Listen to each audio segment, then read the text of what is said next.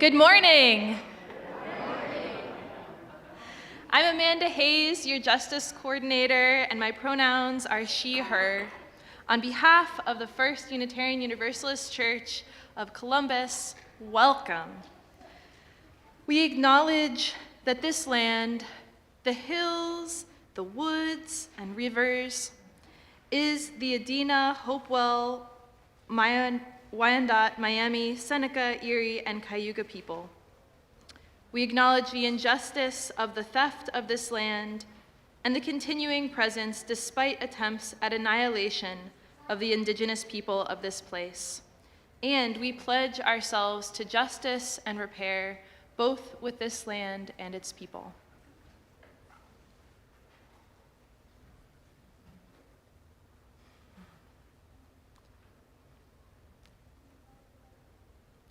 And now, please rise in body or in spirit to sing our opening hymn, number 118, This Little Light of Mine. The words will appear on the screen, and you can also find them in your teal hymnal. Nope, in your gray hymnal.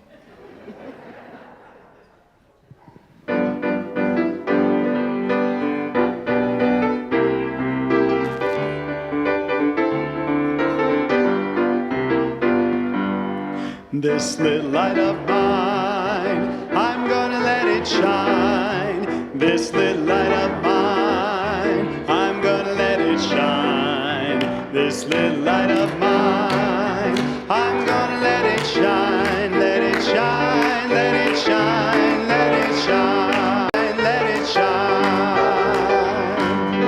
Building up a world, I'm gonna let it shine.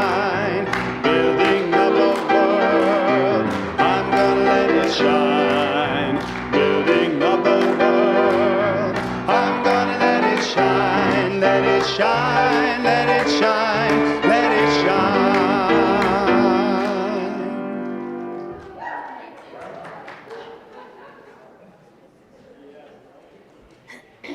There.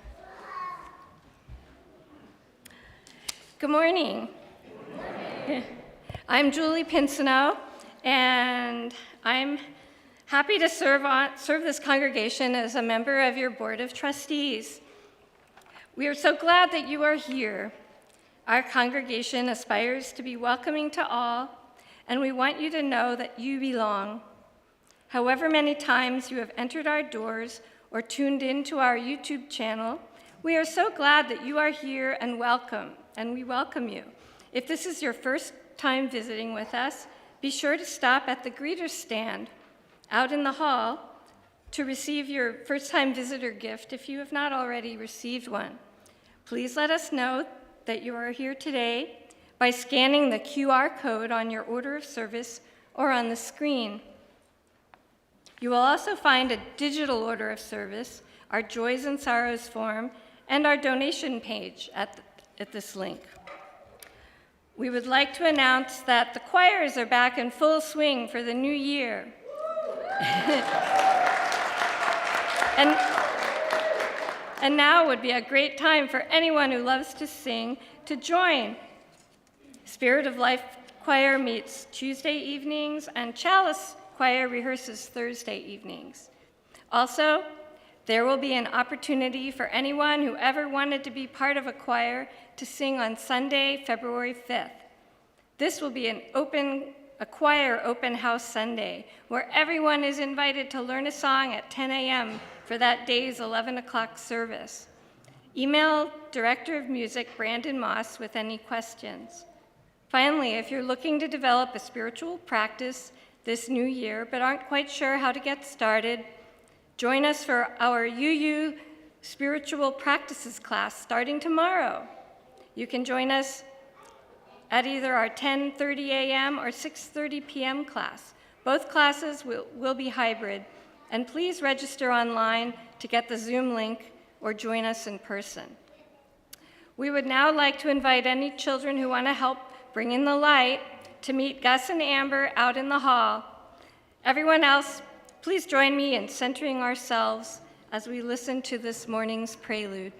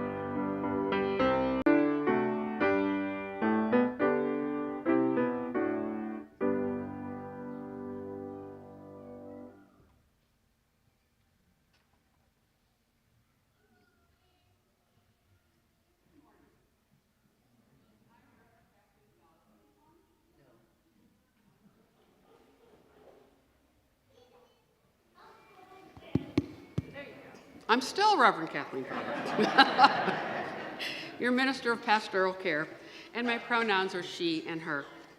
It is now time for our children to bring in the light.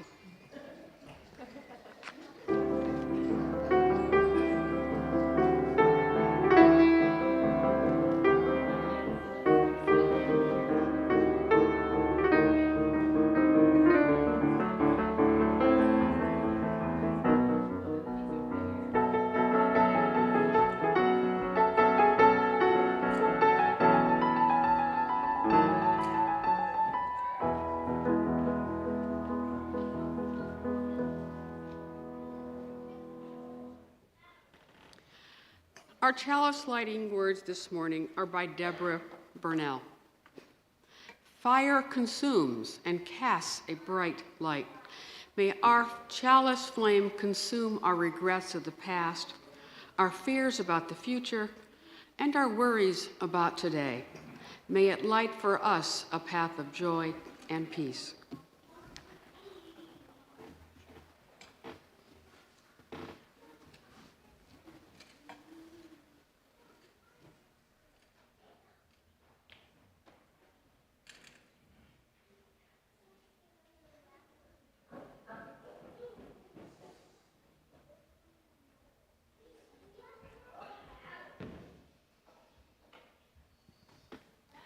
Thank you, Jack, for your help lighting our chalice. And how grateful could we be for a day where, yes, you can wear your sunglasses. Doesn't always happen in Ohio in January. I'm Amber Scott, your Director of Religious Exploration, and my pronouns are she, they. Today's story is called Rainbow Crow, a Lenape tale retold by Nancy Van Lan, with permission from Elder Bill Whippoorwill Thompson, and illustrated by Beatriz Vidal. Long, long ago, before the two-legged walked the earth, the weather was always warm, and the animals were always happy. But one day, something happened to cause the earth to grow cold. Tiny crystals, glittering like diamonds, drifted down from the sky, covering earth with a sparkling softness. The animals, seeing snow for the first time, were not afraid. But soon the snow deepened, and Mouse disappeared. The tip of his tail was all the animals could see, and they began to worry. Then Rabbit disappeared. The tips of his ears were all the animals could see, and they worried more.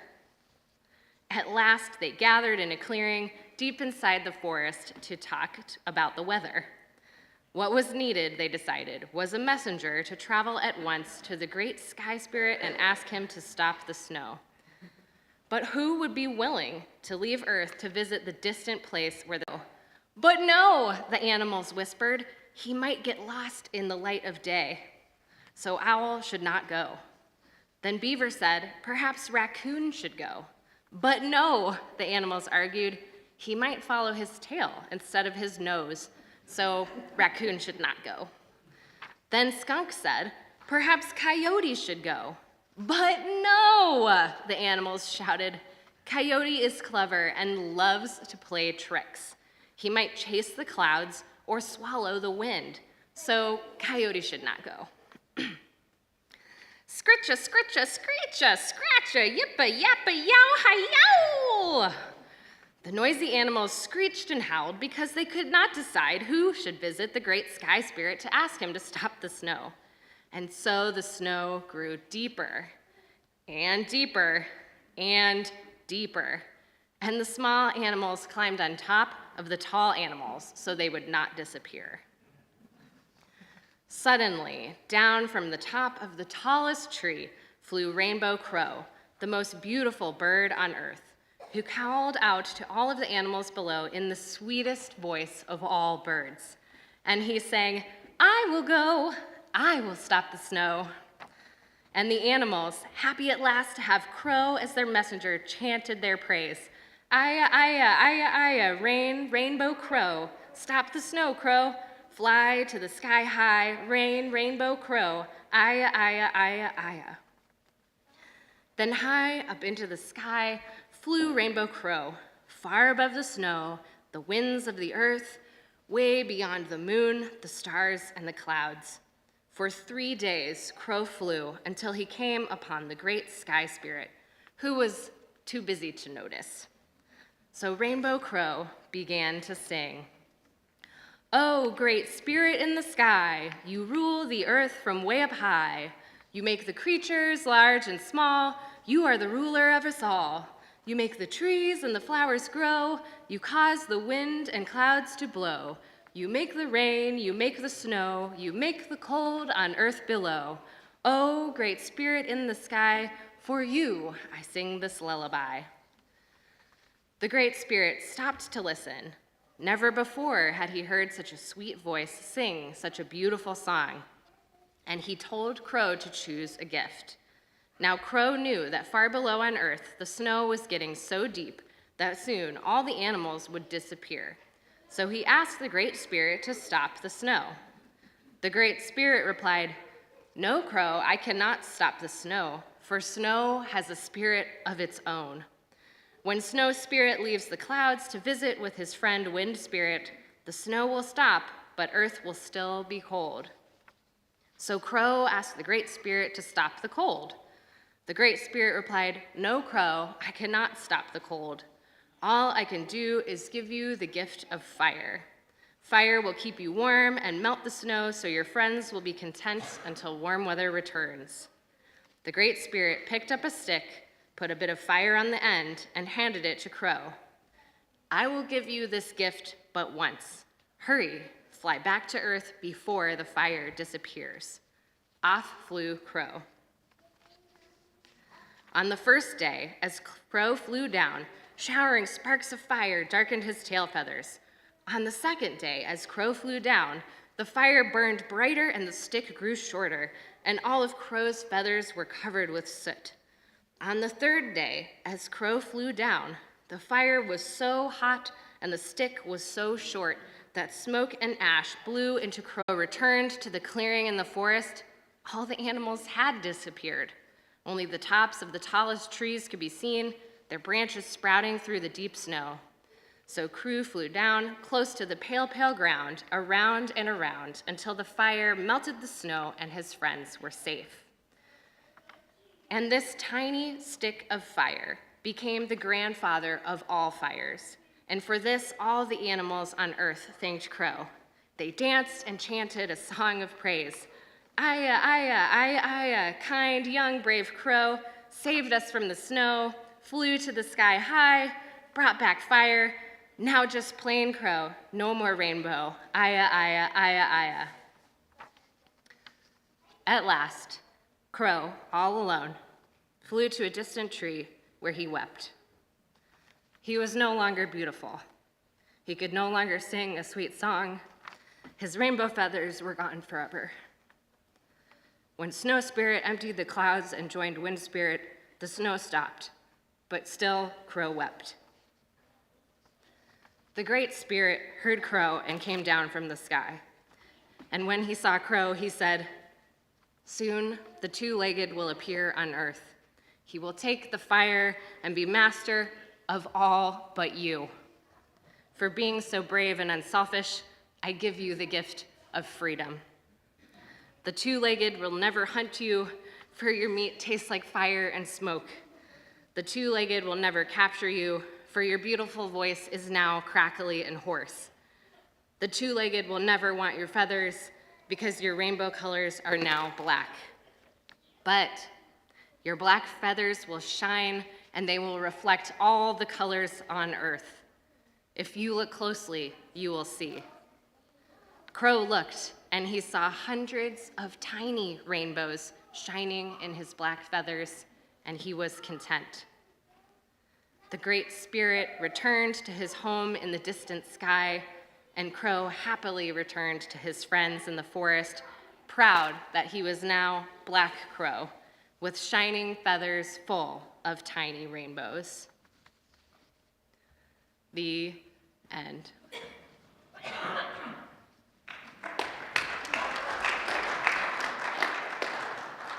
In this story, Crow's whole life changes because of the risk he takes for the sake of the community.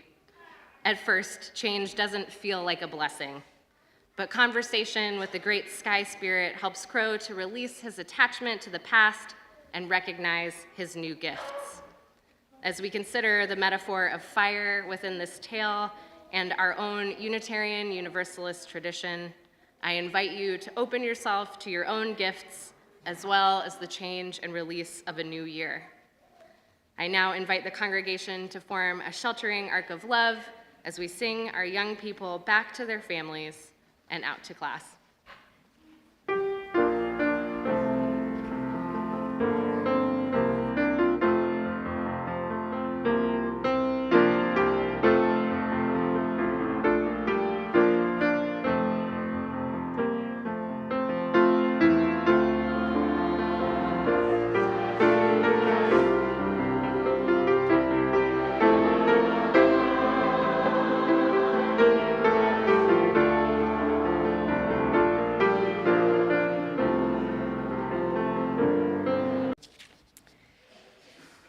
My name is Reverend Kelly McNeil, and I am honored to serve this congregation as your minister of congregational life, and my pronouns are she, her.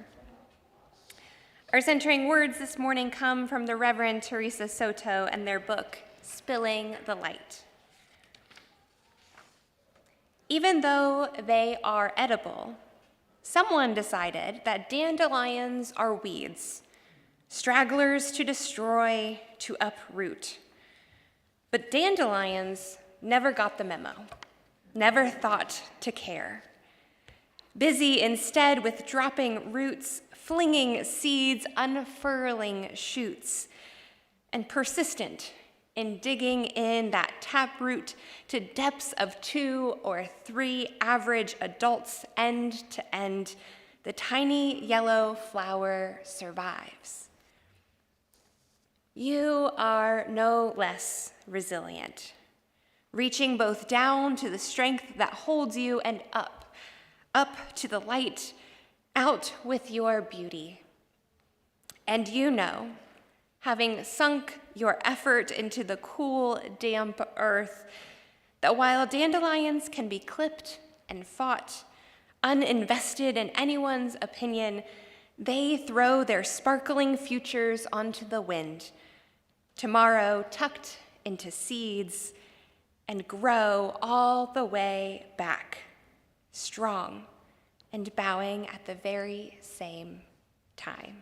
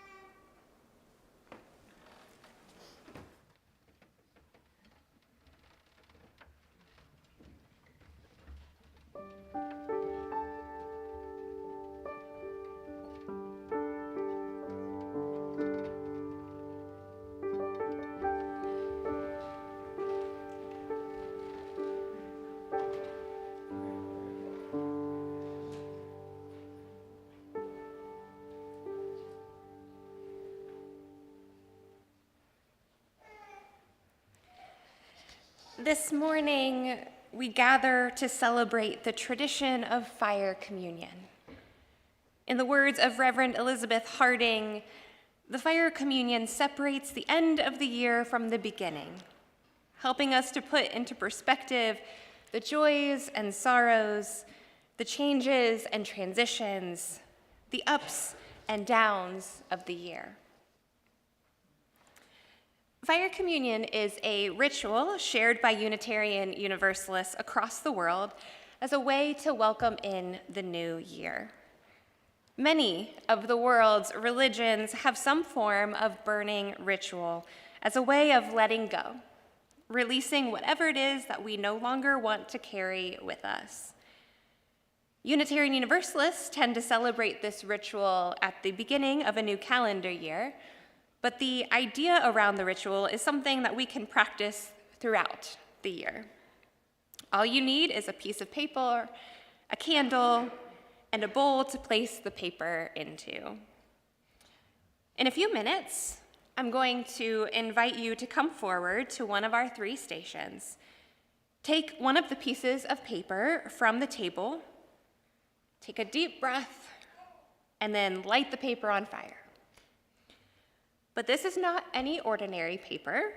This is flash paper. So once you light it, you can toss it up into the air and watch.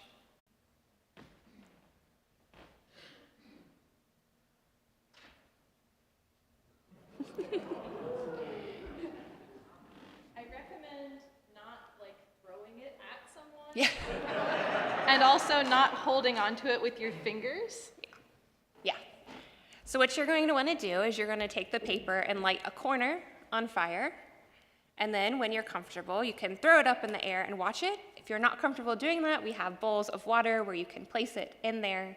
And if you are uncomfortable doing this yourself, you can still come forward and put your intention onto the paper, and we will be down at the stations and we can light the paper for you if you want. Please then return to your seat and use the time to sit, listen to the beautiful music from Nathan, and reflect on what you released. Sound good? All right. So I invite you now into a time of meditation and reflection. As we prepare our minds and bodies for this ritual, I invite you to find a comfortable position and close your eyes. Let us begin by taking a few deep breaths together, breathing in and out,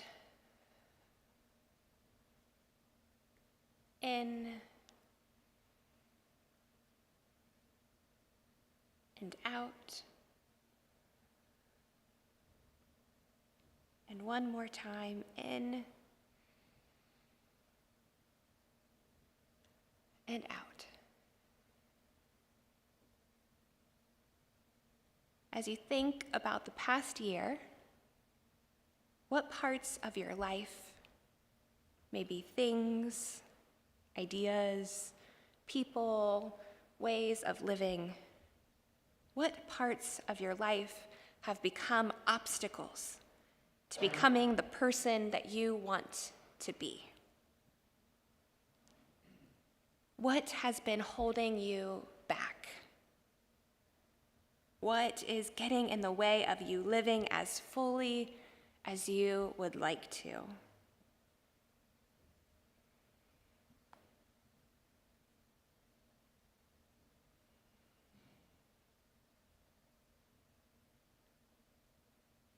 As you think forward into 2023, reflect on your hopes and the possibilities if those obstacles are no longer there.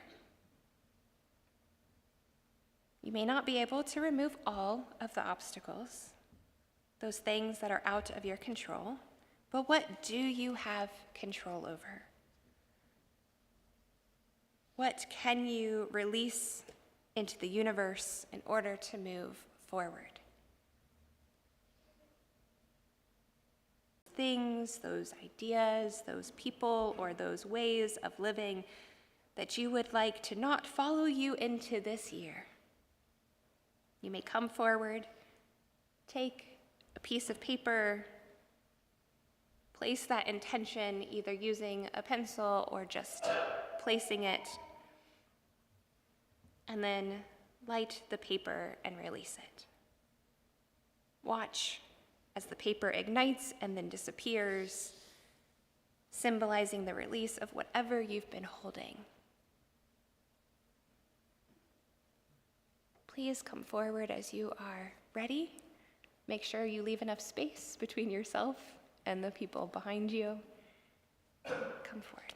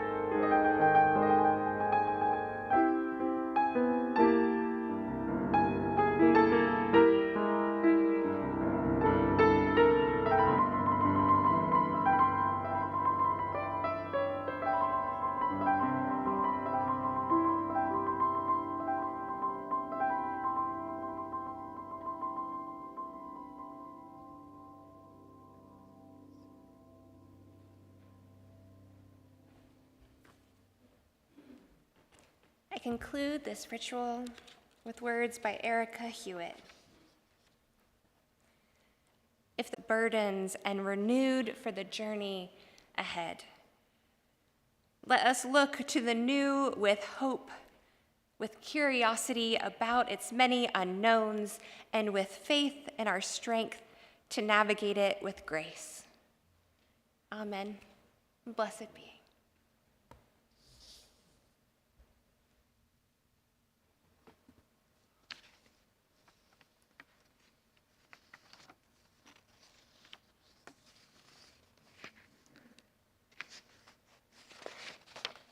Sorry, I'm a little confused where my piece went. Just a sec. Here it is. All right. Our January Share the Plate recipient is Pathway Clubhouse.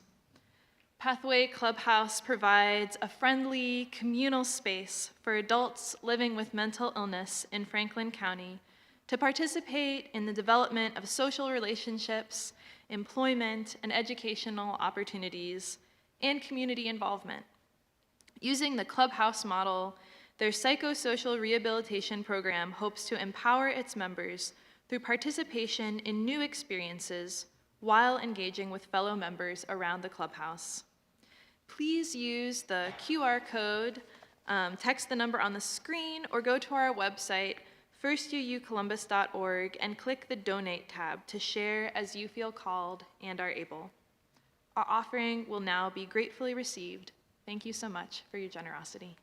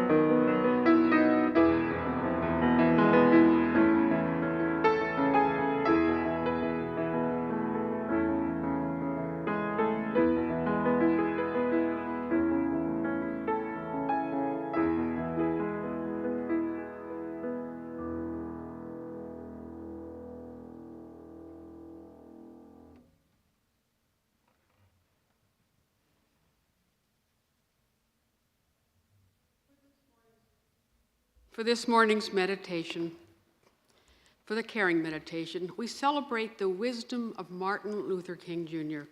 and the great love that he held for his people. We celebrate this today on the anniversary of his birth in 1929 and tomorrow. We have so much to learn from this courageous man. He challenges me with every sermon, with every speech. Today, he reminds me that no one can be put outside the circle of love. No one can be put outside that circle of love. This reading is from Loving Your Enemies, a sermon he delivered in 1957 at the Dexter Avenue Baptist Church. Dr. King based his sermon on words from the gospel as recorded by St. Matthew, chapter 5, verse 43. Ye have heard, thou shalt love thy neighbor and hate thine enemy. But I say unto you, love your enemies, bless them that curse you, do good to them that hate you, and pray for them that despitefully use you, that ye may be the children of your Father which is in heaven. Dr. King spoke on the difficulty of following this injunction. Some would say it is nigh impossible to love those who despise us. But Dr. King gave us a place to start. We begin to love our enemies and the persons we hate, he says, whether in collective life or individual life, by looking at ourselves truthfully, by turning to the words of Jesus. How is it that you can see the mote in your brother's eye and not see the beam in your own? Both wisdom teachers call for our self-examination. Dr. King continues, a second thing that an individual must do in seeking to love his enemy is to discover the element of good in the enemy. And every time you begin to hate that person and think of hating that person, realize that there is some good there and look for those good points which will overbalance the bad points. He continues, there is something within each of us that causes us to cry out with Goethe, there is enough stuff in me to make both a gentleman and a you must have some good in him. Even the nation that hates you must have some good in it.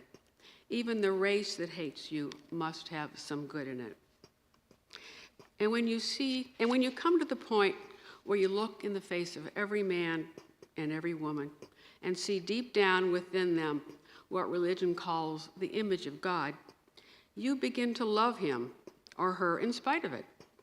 No matter what they do, you can see God's image there. There is an element of goodness that he can never slough off. Discover the element of good in your enemy. And as you seek to hate him, find the center of goodness and place your attention there, and you will take on a new attitude. Strong words these here. May we pause on this day, on the anniversary of Dr. King's birth, to reflect on these words. What is the first step that I and you can take? This morning we lift up the joy of being here once again this morning in community, either virtually or in person. We draw love and strength from each other by our very presence. We lift up the challenge of attempting to live in a plastic-free world. A reporter attempted to hold sacred this day of no plastic. Think about what that would mean in almost every moment of your day. The world produces about 400 million metric tons of plastic waste every year, according to the United Nations report, while half of it is tossed out after a single use. May we bless the world by our presence. And we also lift up the ongoing tragedies in Ukraine, including an attempt to crush the soul of this country by Russia. Russian forces have looted tens of thousands of artwork, including avant-garde oil paintings and Scythian gold, which are decorated objects produced by nomadic tribes from approximately the 9th to the 4th BCE. Experts say it is the biggest art heist since the Nazis in World War II. intended to strip Ukraine of its cultural heritage. May all beings who suffer the loss of their cultural heritage be blessed. I now invite Barb and Sue, our pastoral listeners this morning, to come up and read our joys and sorrows that have been submitted this morning and this past week.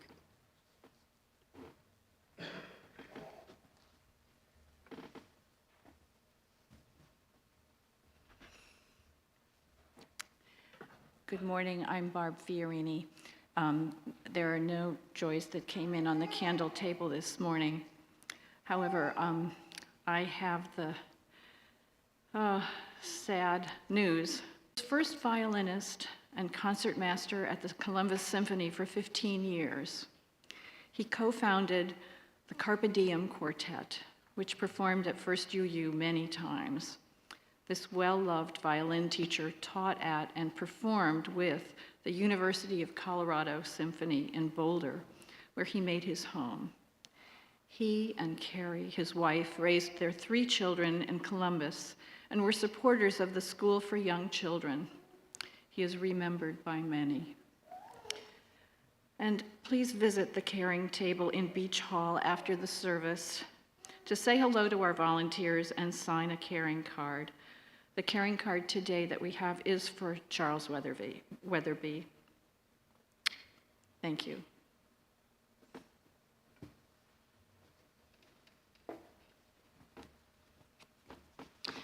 May we hold these joys and sorrows and all of those unspoken gently in our hearts.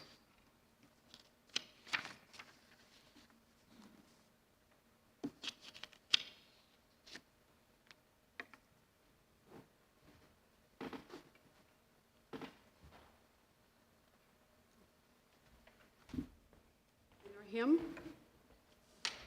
is number 1074 in the Teal hymnal. So please stand for Turn the World Around.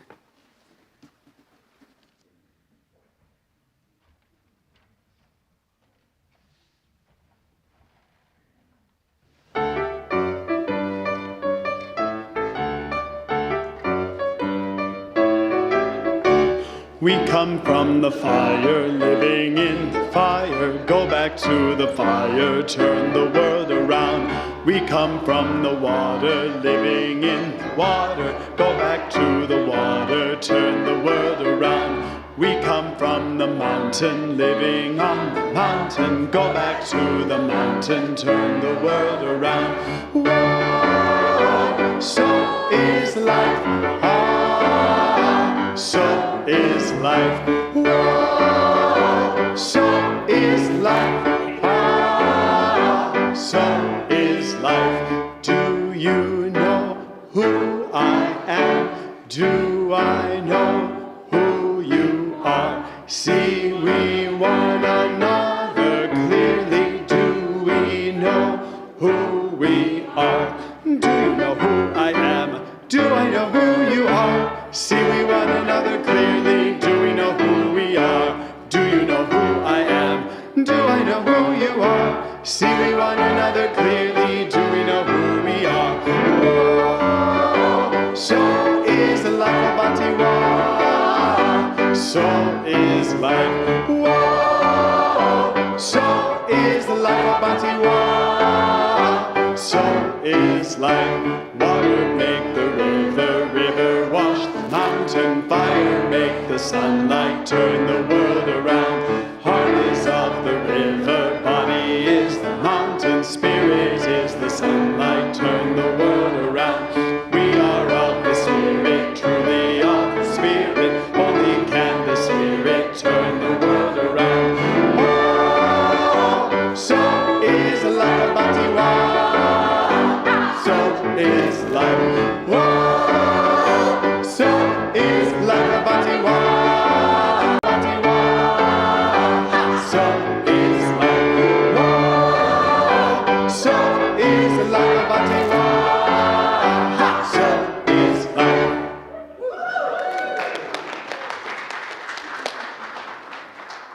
I leave us with these words by Louis Van Leer. Having let go, set our intentions, named our curiosities, committed our energies, and given ourselves over to lives of balance, purpose, and meaning, let us begin again in love. Please join me, as you are willing and able, to stand as we extinguish our chalice together. We extinguish this flame, but not the light of vision. As we go forth, let us heal and transform ourselves and our world through reason and love.